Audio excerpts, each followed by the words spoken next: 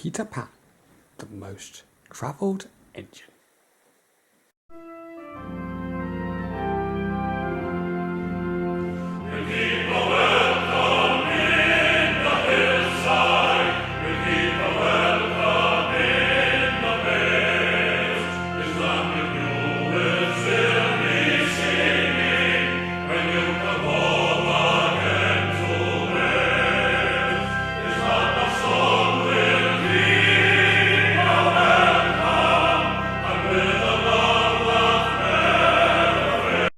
"20 new engines sat, waiting to leave the factory.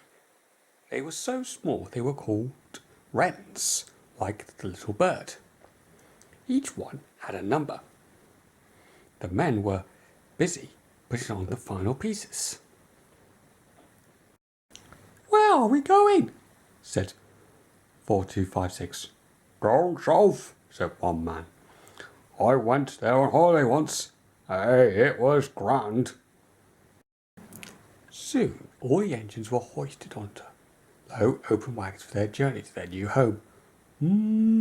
Holiday," mumbled number 4256. Later that day he arrived in London.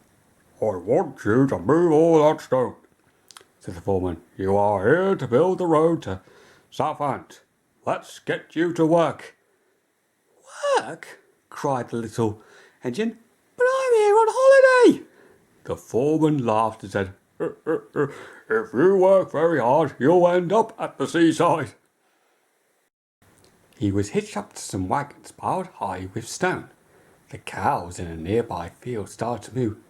"Oh, look at that little engine. Ooh, he's too small to do that job." "No, I'm not.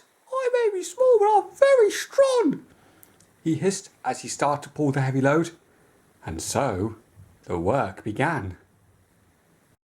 Each day the wagons were filled with stone, and the engines would pull them along the rail track to the next bit of road that was being built. 4256 started to enjoy the work. Up and down the railway track he went, through snowy winter days, and hot sunny ones too. After 3 years the road was finished and the little loco had reached the sea. Cars began driving along the road. The steam engines were no longer needed and started to leave. "Oh no, now that I am on holiday, I really want to work," thought the little engine. One day someone turned up in a chauffeur-driven car.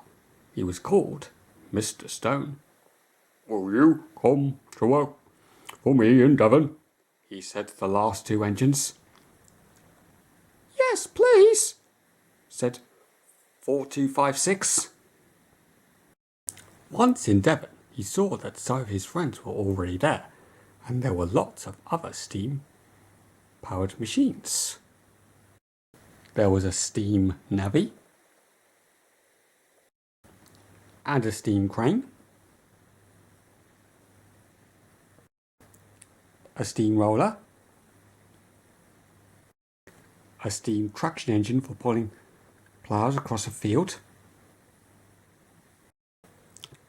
and a steam lorry too. Each engine was cleaned up, painted, and given a name. They were now called Lorna Doone, Bunty, Pixie, Rosa Torridge, Maid of Skewer, and 4256 was called Peter Pan. "We need special stone for the road," said Mr. Stone. "Will you help us get at the quarry?" "Yes," said Peter Pan. At the beginning, everyone worked on flat ground, but as more stone was blasted away, the hole became bigger and bigger, and the men and the engines got lower and lower, until Peter Pan stayed all night at the bottom in a little shed.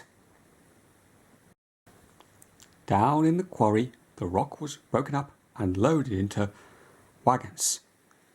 "I'll warm up The blast is on my boiler while I pull the wagons round, said Peter Pan. I'll pull them up, pull up the wagons full of stone, shouted Pixie from the top of the quarry. And I will pulverise them, bellowed the steam-powered crusher.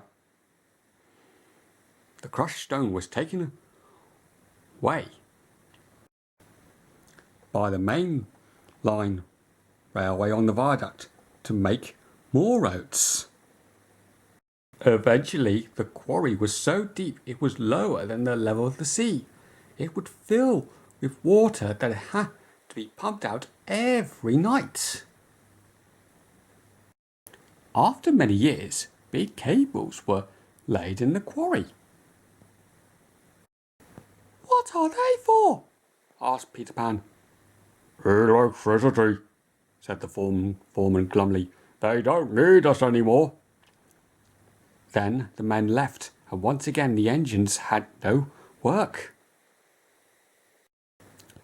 One day the engines heard that a diesel in the next quarry had broken down. We know who can help, they cried. Peter Pan can.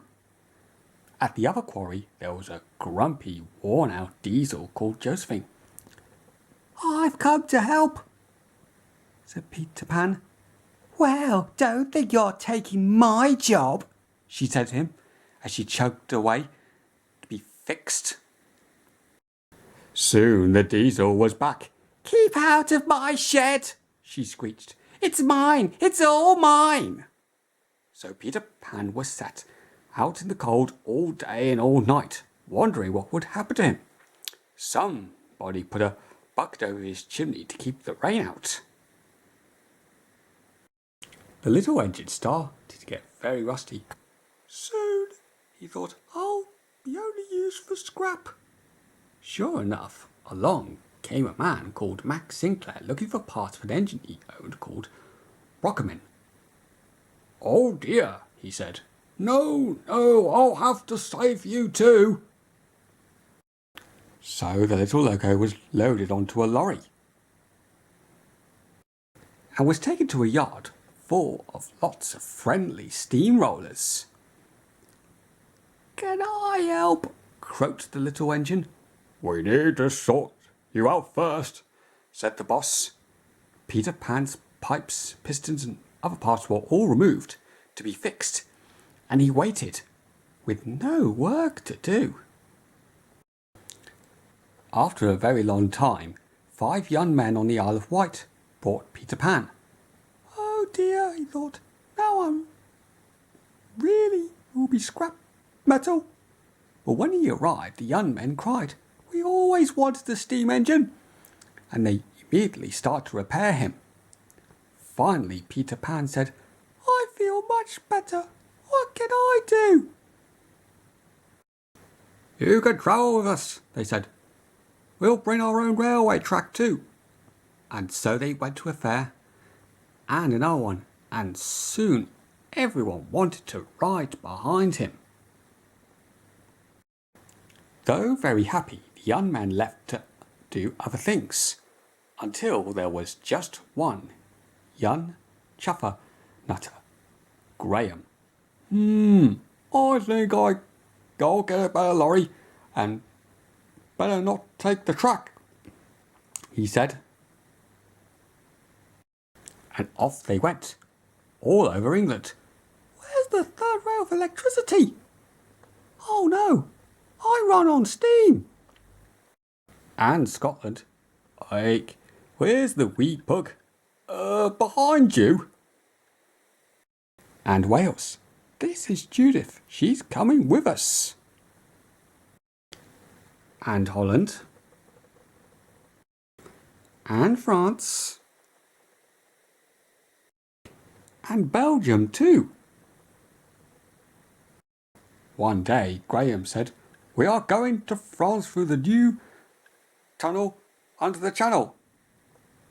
Bonjour, said the huge electric engine. You are the first engine I have taken through the tunnel. By now, Peter Pan had visited so many places that Graham said, "I need you to give you an extra special polish. You've been invited to a very special celebration." As Peter Pan entered the huge hall at the National Railway Museum in York, everyone cheered. "Hooray, hooray, hooray, hooray, hooray, hooray! You have worked so hard that you're a record breaker," said Graham. "You are the most travelled narrow gauge engine in the world."